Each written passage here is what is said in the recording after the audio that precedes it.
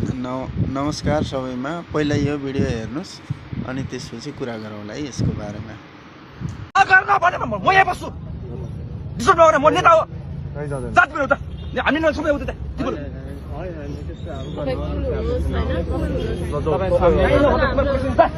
हामी सबै जान्छ कोही पनि नबस्ने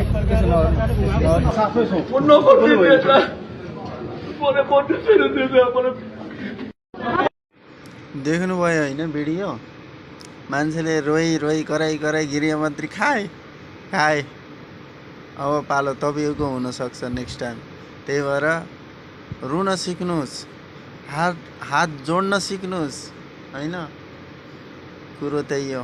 नेक्स्टको 5 वर्षपछि तपाईँको पालो आउन सक्ने छ गृहमन्त्रीको। त्यही भएर सिक्नुहोस्, केही कुरा सुदन गुरुङबाट सिक्नुहोस्।